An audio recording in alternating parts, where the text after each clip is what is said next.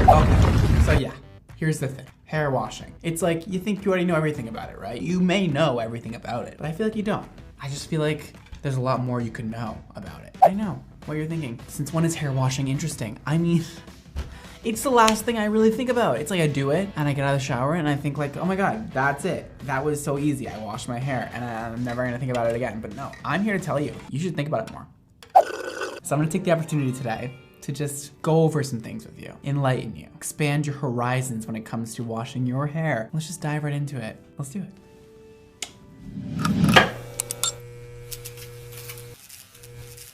Welcome to class, boys and girls. This is Hair Washing 101 on the whiteboard. Can we get that written out?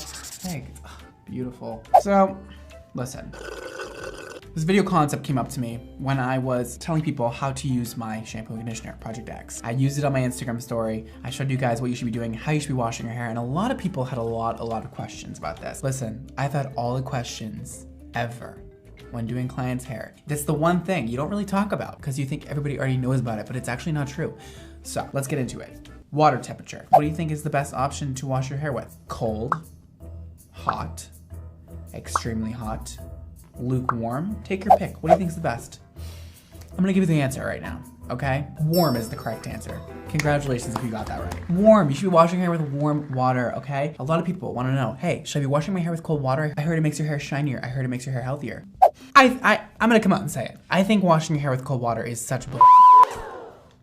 I wouldn't do it unless you want to just make yourself miserable in the morning or at night or whenever you end up washing your hair. Stop washing your hair with cold water. You need the warm water in order to open up your hair cuticle, okay? Warm water will end up opening your cuticle a bit wider than cold water will, and it'll release the dirt easier. You can honestly put your hair under the warm water and it will cleanse your hair. Next, let's talk about how harsh or how gentle you should be washing your hair. You can take your guess. You should be washing your hair gently, not gently, gently, gentlest. Take your pick. What do you think the answer is? If you chose gently, you'd be correct. A lot of people tangle up their hair when washing their hair. A lot of people like to go really in scrub. I know it feels good, but what you're doing is tangling and matting your hair more than it needs to be tangled and matted. You don't need to do that because what you're gonna do is end up roughing up the cuticle way too much. When you rough up the cuticle, you could be losing hair that you don't need to be losing at that time.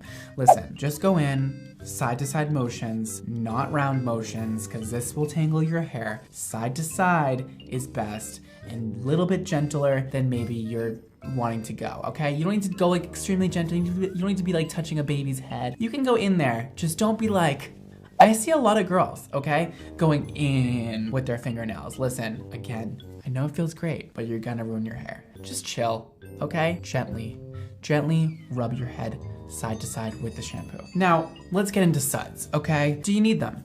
Are they necessary? What do suds do? They're the thing that washes your hair. They don't do anything. They wash your hair better than when you don't have suds. If you chose they don't do anything, you would be correct. Suds don't do anything.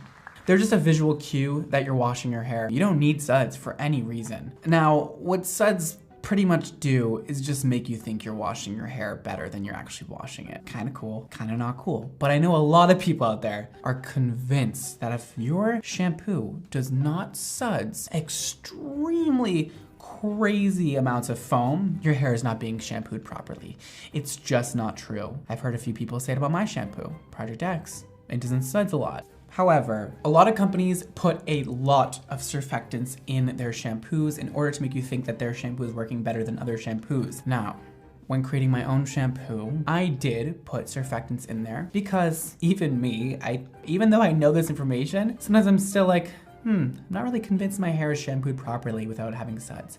So we did put a surfactant in my shampoo. However, we did not put a overbearing amount because I don't think it's necessary. And to be honest, it's doing nothing for your hair. It's just a visual cue that you are shampooing your hair and you are cleaning it. However, even if there wasn't any surfactants in there, no suds, it would still be doing the same thing. So you actually can use shampoos that have absolutely no surfactants in them and they are still doing the job of cleaning your hair. Interesting, right? Suds are not going to harm your hair, except they may harm your thoughts about a certain shampoo conditioner. They may make you think one is working better than the other, when in actuality, the thing that's not sudsing is probably doing more good to your hair than the one that is sudsing incredible amounts of suds.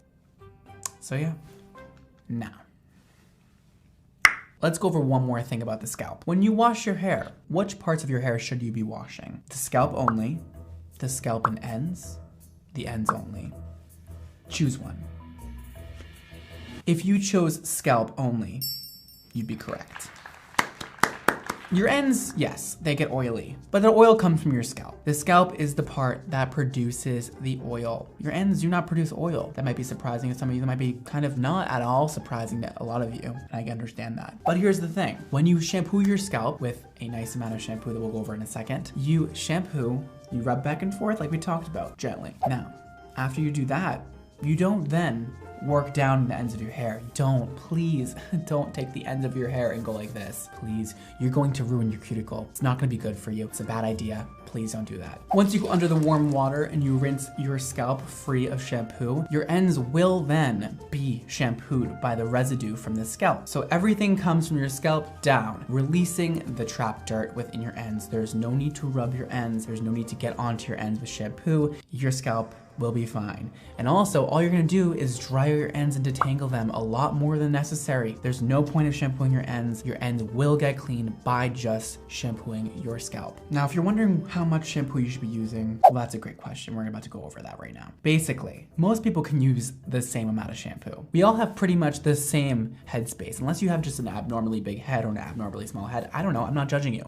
Do your thing. However, most of us have the same size head, similar sizes, I'd say. How much shampoo should you be using? Well, we have a few different categories here. A dime size amount, 2 dime size amounts, 3 dime size amounts.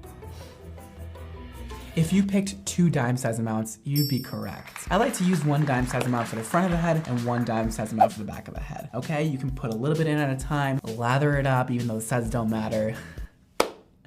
And then work the front of your hair, all the way back to here, put a little bit more in, move it around your hands, and get the back, okay? Make sure you don't wipe the shampoo away with the ends of your hair when you go to put it on your scalp, okay? If you have very long hair, move it around your shoulder, go in from the back, and go in there, okay? Focus on parts that get the most oily, maybe like right here. For me at least, that's where I feel like I have the most oil secretion, and that is where I start. So I like to put one hand maybe right here and one hand right here and kind of just like go in there. But a lot of people tell me they have long hair. They need a lot of shampoo. They buy the gallons of shampoo. It's not enough for them. Girl, you do not have to be using that much shampoo. That's crazy. 99% of people can use the exact same amount of shampoo. I can use the same amount of shampoo as a girl with 24-inch long hair. I promise. I've heard people who wash their hair once a year.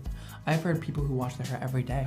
How often should I be washing my hair? Again, I'm very happy you asked that question. Should you wash your hair once a week, every day, once a month, once a year? Pick your answer. What do you think the right answer is? If you chose any of these answers, you'd be correct. You know why? Because everybody is different. This is a wonderful, diverse world we live in, and so is your shampooing routines. Now, I'm not exactly gonna say washing your hair every day is the greatest thing. However, I know that there are people out there who have extremely oily hair. And that is usually because they have a dependency on shampoo, okay? You've grown up washing your hair every single day. Your parents told you that's what you're supposed to do. You've been using very harsh chemicals, possibly some not so good drugstore shampoos, and your hair's gotten very dried out. Therefore, it's overproducing oils to your scalp. There are ways to fix this, okay? I typically like to wash my hair once a week. And when my hair gets oily, I use a natural bristle brush from the scalp to the ends and I brush it through. You can also use dry shampoo to help combat the oils in your hair. So if you've been washing your hair every day for your whole life, I would probably stop that. And let me say one more thing before you come after me right now. My shampoo is called Project X Everyday Shampoo. Everyday shampoo. Let's get one thing straight, okay? Everyday shampoo does not mean every day. And I know that's a little misleading. However, when somebody refers to an everyday shampoo, it's typically a word used for a shampoo that is gentle enough for everyday use for those of you who are committed to washing your hair every day. You can definitely use my shampoo every single day. However, it really refers to a shampoo and conditioner that is gentle, that is not gonna be extremely heavy. It's a shampoo that is formulated for all hair types and textures. It's gonna be good for everyday use if you are committed to that, and good for people who wash their hair not so often. So let's go over that though.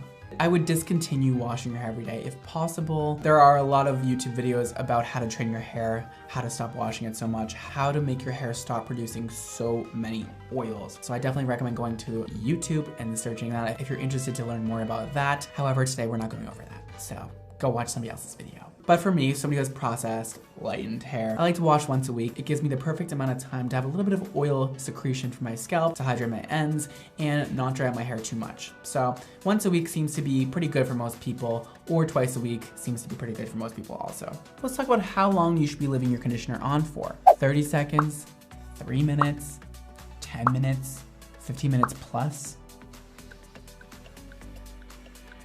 This will vary per person. Now, listen, if you want extra hydration, I would definitely leave it on as long as you possibly can in the shower. I don't think you need to exceed 15 minutes. I think yes for a hair mask, but for just plain old conditioner, I would probably go personally with about 3 minutes. I like to get in the shower, right away shampoo my hair, right away after that put conditioner on and just leave it on until I'm done with the shower. That may be whatever, 3, 10 minutes, whatever I end up doing that day, but I'd say just leave it on.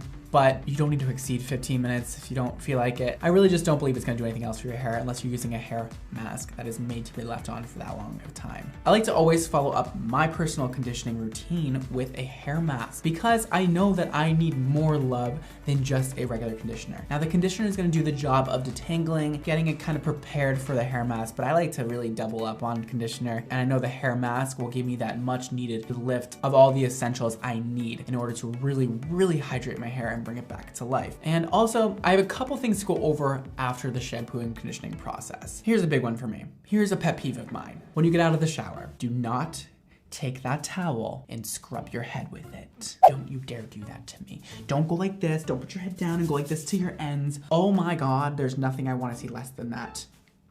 Calm down, Brittany. I would recommend is scrunch the hair in the towel. You kind of lay the towel over your hands and scrunch the bottom, scrunch the top, whatever. I also wouldn't put your hair in a turban. I know it's tempting, but you're gonna end up getting some tension alopecia if you're putting your hair up in a turban all the time after washing it, because it's gonna really pull on those very fragile front pieces of your hair that have just been washed, that have just been warmed up. When your hair is warmed up, it is in a much more fragile and expandable state than when it is cold. So I would not recommend putting your hair up in a turban. I know it's easy. I know it's like, I should do that, but like, no, you shouldn't, girl. You just shouldn't do it. Now that your hair has been washed perfectly and it's looking fabulous and it's been conditioned to perfection, one of the most important parts for me is after the shampooing process. Listen, following up with a great hair care routine is essential.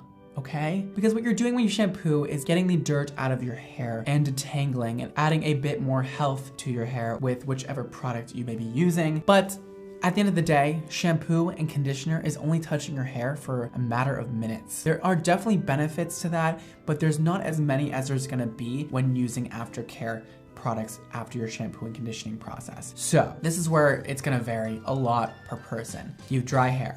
You wanna use some leave-ins. You wanna use some oils. You have curly hair. You wanna use some curl products, obviously curl defining products. You wanna use maybe some oil also, maybe some heat protectant spray if you're gonna try and blow dry it out and straighten it. Whatever your hair type or texture is, there are definite necessary products you should be using in order to keep your hair the healthiest possible, and always follow up your shampoo and conditioning routine with the proper product, or else you're just gonna let your hair down, and you don't wanna do that. Your hair has done so much for you, so much for your confidence, and so much for your personality. Give it a little love, okay? Show it you love it back.